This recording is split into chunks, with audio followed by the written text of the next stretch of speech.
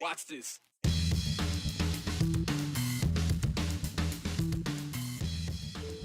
The recent Senate passing of the Inflation Reduction Act has raised more questions than, well, taxes to this point. It either raises taxes only for the wealthy or it raises taxes for almost everyone. For answers, we asked someone who works with taxes. Libraries are usually quiet places, but lately, Idaho's libraries have attracted a lot of noise. Countless claims of obscene books indoctrinating kids. Meridian is now the latest in line and the subject of salacious scrutiny. As drivers, we've all done it, probably. Running a red light, intentionally or not. We saw it happening a lot at one Boise intersection, and we thought we'd ask about it. And it looks like they fixed it. Inflation is the highest it's been in 4 decades, which is cause for alarm and reason for lawmakers to address it head on. And in the 2 days since Senate Democrats passed the Inflation Reduction Act and sent it to the House for its deliberation, we've heard all the snippets and sound bites on how the bill is not really what they say it is. Of course, nearly all of that talk is coming from those who voted against it, like Idaho Senators Mike Crapo and Jim Risch. They say, despite its name, the 700-page bill is not about reducing inflation, but just increasing taxes and scrutiny over who is paying them. President Biden promised those increased taxes would not be imposed on those making less than $400,000 a year. Critics say the president is wrong, and the act will actually raise taxes on everyone. Senator Risch claiming such in his explanation on why he voted against it on Sunday. These tax hikes won't affect just the highest tax bracket. Americans making as little as $30,000 per year will pay more to federal government because of this bill. And Senator Crapo saying nearly the same thing a week ago. And during the 10-year period, the average tax burden would increase for nearly every income category. Crapo, by the way, quoting the Joint Committee on Taxation who put out the review of the bill, a committee on which Crapo happens to sit. Well, those two statements solicited these questions from you. Laura asking us to explain Senator Crapo's comment that anyone making $30,000 or more on taxes or will have their taxes increased under the bill. Where is he seeing this increase? Rick wanting us to tell him how the act will impact families that have $30,000 income, as Risch has stated. And Kim, well, can you please fact check Risch's comment about the new act increasing taxes for folks as low as $30,000? Well, we reached out to both senators, Crapo and Risch, and neither responded to our questions or requests for an interview. But Chief Political Reporter Joe Paris was able to speak with a Boise accountant to, in fact, fact-check those claims about taxes going up for those making less than $400,000 a year. National conversation continues to center on the Inflation Reduction Act. And depending on what side of the aisle you're on, you may hear two very different conversations. A major question, though, about the act. Does it keep the promise of President Joe Biden, who said the act would not raise taxes on people making less than $400,000 a year? Critics say no, supporters say yes. So we went nonpartisan for an analysis on the act. Boise CPA Jeff Beebe says he expects calls soon from clients. I will this week. Yeah, think so? Once it really starts getting into the press, I'll have people start to call me. A major question he will likely get: how will this act impact taxes? We asked Beebe to explain some of the language inside of it. The tax rates aren't changing as part of the act, but there are some things that for corporations they're raising taxes, which they'll end up passing through to consumers. So while you may not be paying taxes directly, you'll be paying more for it. While the individual tax rates for those making less than $400,000 doesn't change, the act does include a new 15% minimum tax on corporations that earn more than $1 billion in annual profits.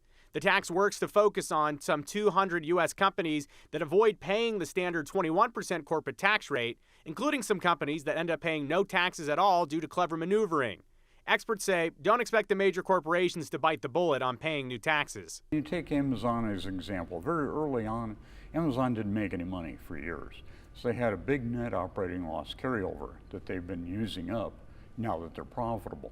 But it still is an offset that was legal to use, but very unpopular politically. So it's focused on companies like that, or that they're reinvesting large amounts of their income into other things that are deductions. They don't want all these deductions getting away. They're not going to just take a hit to the bottom line. They're going to pass that through to consumers.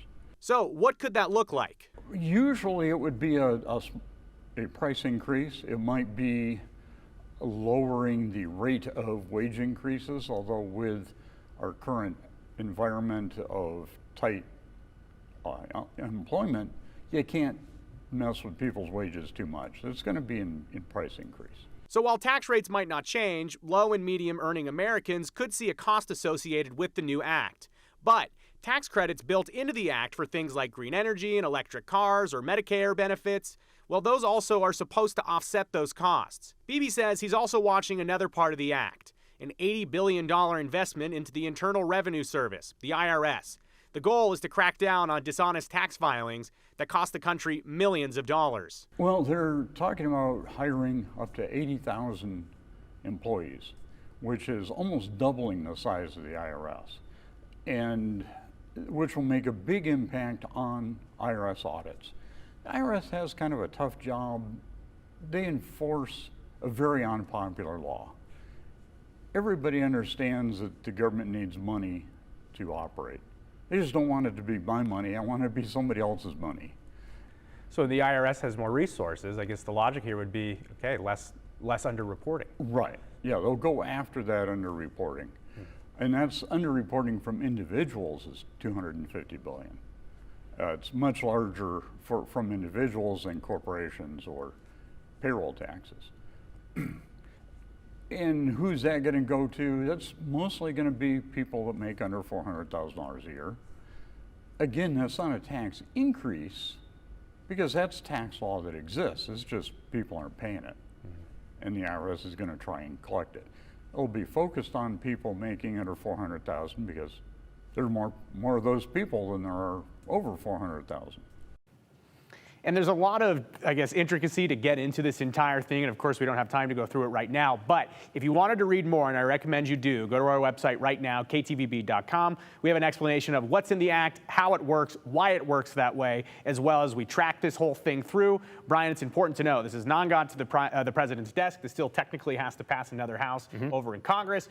When the president does sign it, that would start triggering, differences for CPAs across the country. They're going to have to look at things, but we'll wait and watch for now. And again, we'd love to sit down with Senators Crapo and Risch to get a little bit more explanation as to why they voted no and why they're saying the things they're saying about it. All right, thanks, Joe.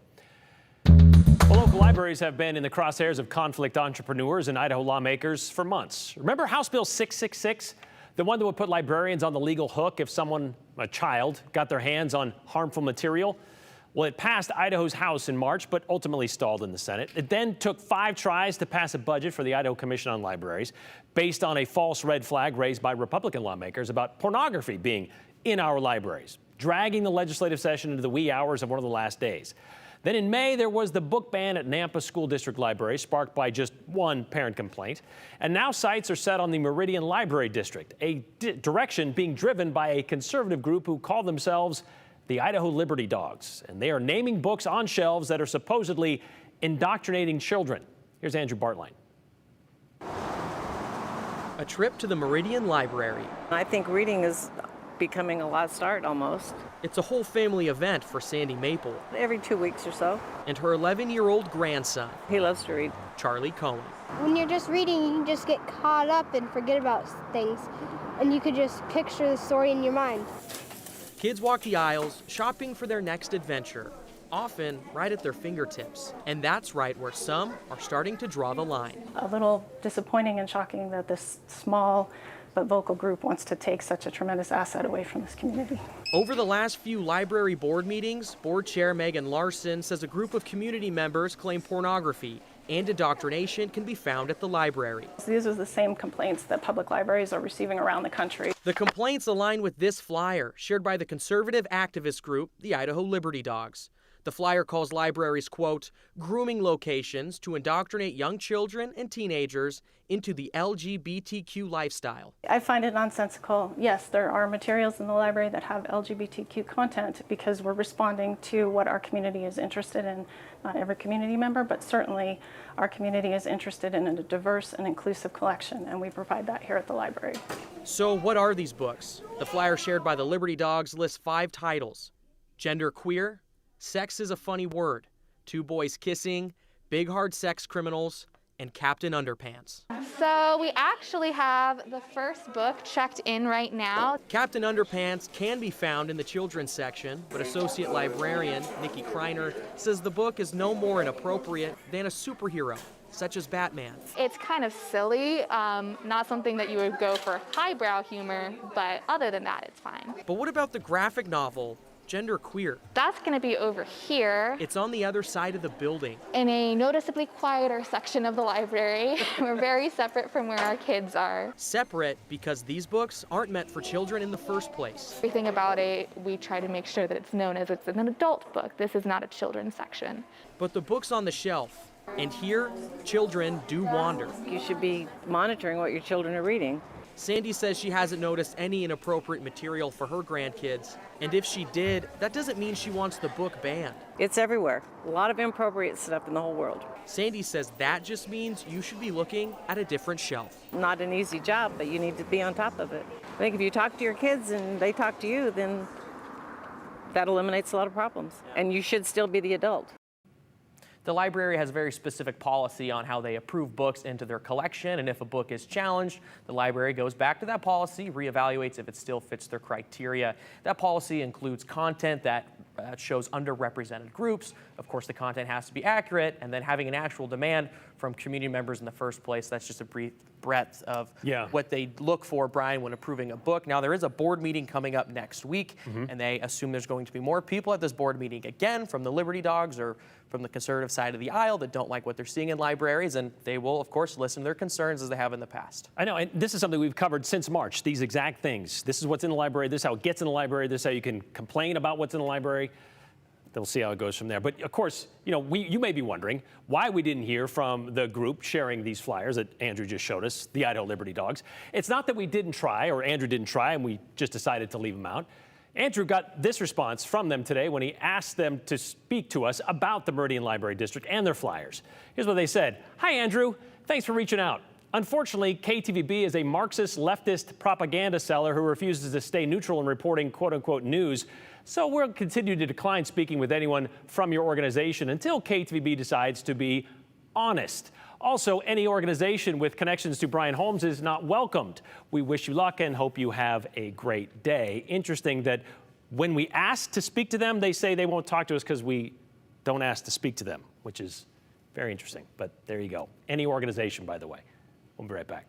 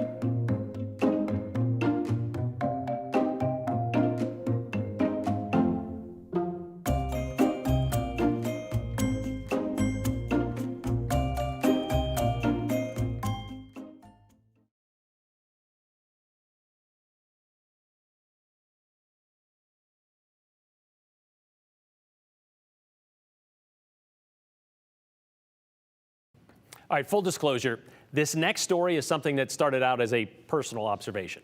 There's a certain intersection in town I drive through on an almost daily basis. And more, I notice drivers seem to be disregarding the left turn red light and just gumming up the works for the rest of the directions, like blatantly and like a lot. So we went out there a couple of weeks ago to see if it was just as bad as it seemed or if it was just me. Well, even the police and traffic controllers were surprised with what we saw. State Street, one of the Treasure Valley's major automobile arteries. Tens of thousands of cars use this corridor commercially or to commute every day. And depending on the time of day, it may seem like they're all driving in the same direction at the same time as you. Timing is something we noticed, and many others didn't, where Glenwood runs into State Street. Ada County Highway District says this intersection sees 20,000 cars a day. But we were only interested in the hundreds, making a left turn from State onto Glenwood.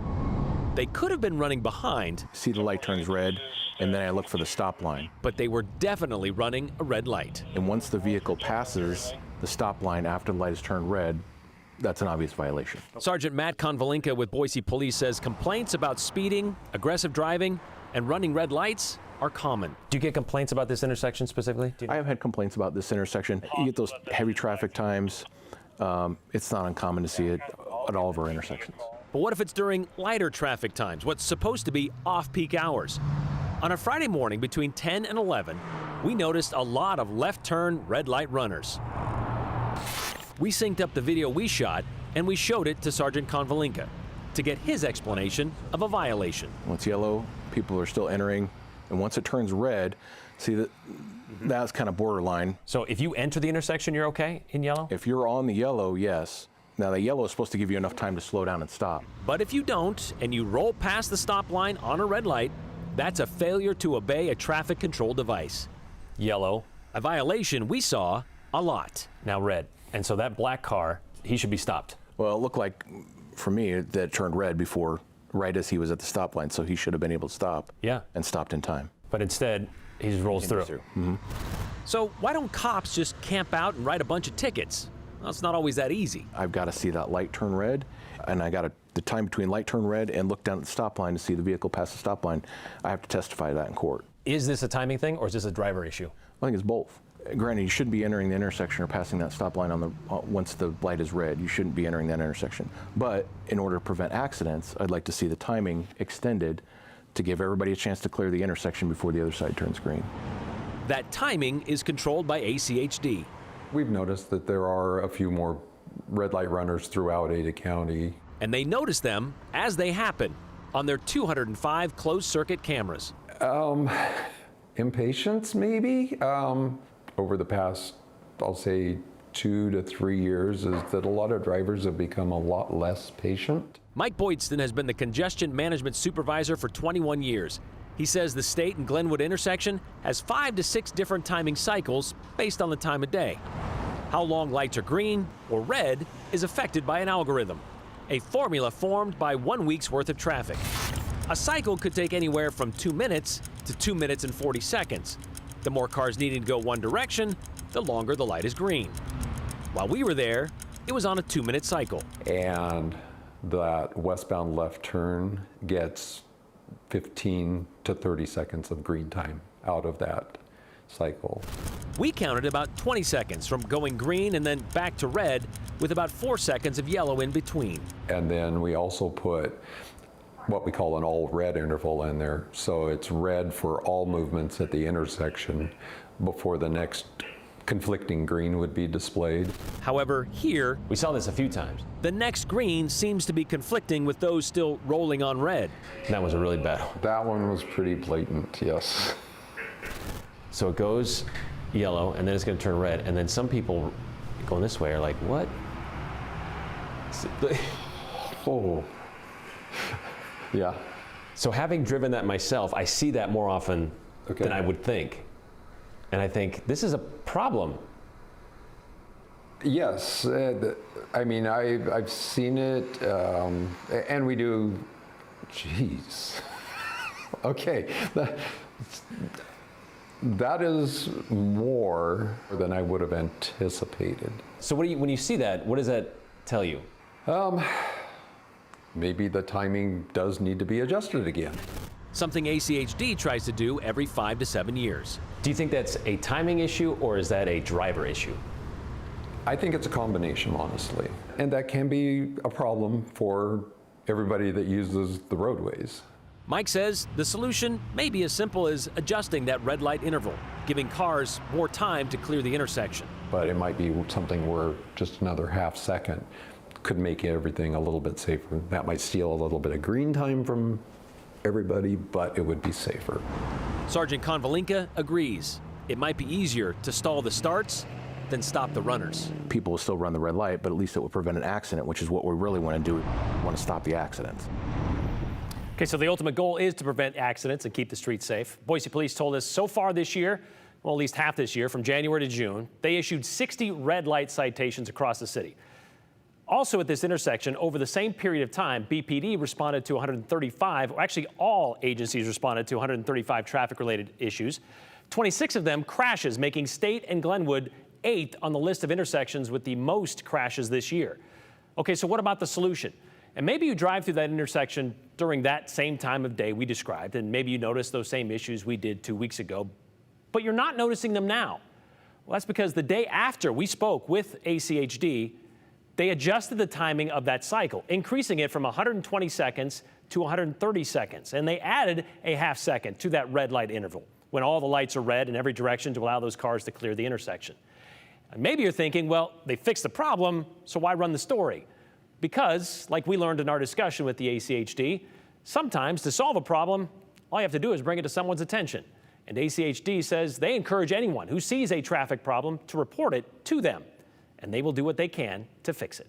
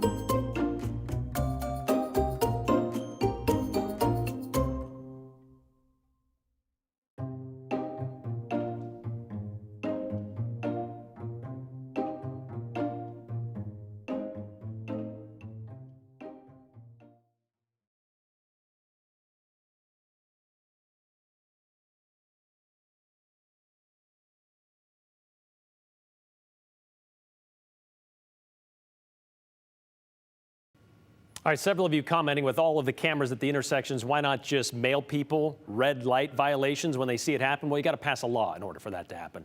That's the answer to that one. All right, let's get to some of your other text messages, like the Inflation Reduction Bill. Seems the bill is sound and honest, but the issue lies with corporations passing costs on. That is despicable, says Randy, in regards to fact-checking Rish and Crapo. Your job is to supervise your children. My job is to supervise my children. Never should you try to put your nose into the choices I make for myself or my children, says Lori, talking about the libraries and what books are available to whom in those libraries. Dear Liberty Dogs, I'm a lifelong Republican, and I watch the 208 every day because of Brian, Joe, and Andrew. By the way, how does the word liberty apply to banning books, asks John R. in Nampa. It's a very good question. I don't know.